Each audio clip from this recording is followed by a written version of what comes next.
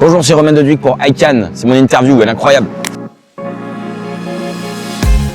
Putain de soirée, c'est l'histoire de Simon, qui est amoureux depuis toujours de sa meilleure amie Angèle. Il lui a évidemment jamais dit. Et il lui organise un anniversaire surprise, en se disant que ce soir, ce sera peut-être le soir où la chance va tourner. Sauf que quand elle arrive, elle lui dit qu'elle part à l'autre bout du monde à la fin de la soirée, que c'est donc sa dernière soirée en France, et donc sa dernière chance pour tenter quelque chose, pour oser affronter ses peurs, oser avouer ses sentiments.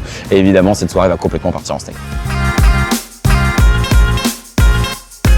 La réalisation, elle est très inspirée de Scott Pilgrim vs. The World. Le réalisateur Félix Guimard est un grand fan d'Edgar Wright, donc il y a aussi un peu cette, je pense que c'est teinté de ces années 2000 avec le split screen, avec les inserts. Enfin, on s'est amusé avec tout ce côté pop culture. Les costumes sont très anachroniques, très années 90, parce qu'on s'est un peu régalé là-dessus.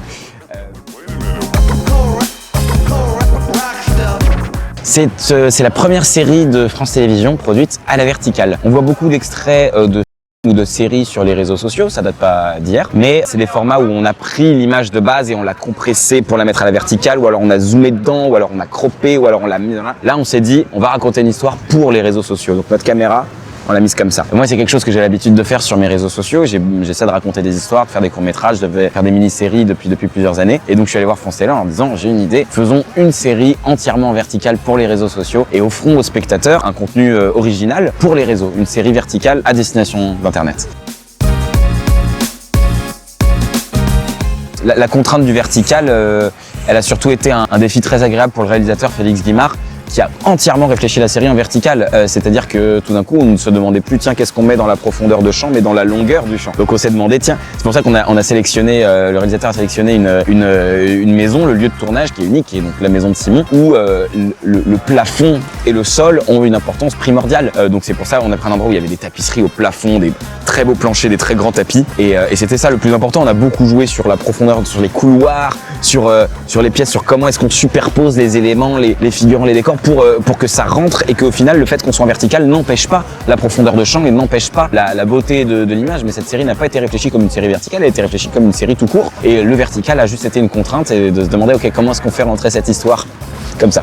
Moi, je considère que j'ai eu la chance de raconter une histoire d'amour en vertical et que c'est une façon pour moi aussi de déclarer ma flamme au vertical et à cette nouvelle forme d'expression qui m'attend offert depuis des années. C'est 3 minutes, ce qui est très court pour un épisode de série, mais très long pour une vidéo verticale qui généralement dure quelques secondes, voire 1 minute au grand max. On a vraiment respecté le code de ok, on est en vertical, combien de temps on a maximum? 3 minutes, on va se servir des 3 minutes.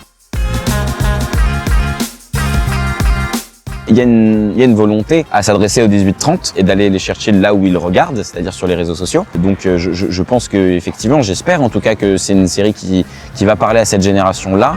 Et en même temps, je pense que, en tout cas sur les premières avant-premières qu'on a faites, on s'est rendu compte que ça parlait pas que aux jeunes. On a fait une histoire quand même globalement assez universelle. L'amour n'a pas d'âge, le râteau n'a pas d'âge. Et la personne qui m'a fait le meilleur compliment là-dessus, c'est Chantal Latsou qui est venue à l'avant-première et qui m'a dit « Mais les sentiments sont les mêmes qu'à notre époque, les soirées sont les mêmes qu'à notre époque, les râteaux sont les mêmes qu'à notre époque. » J'espère avoir fait une histoire qui touche tout le monde.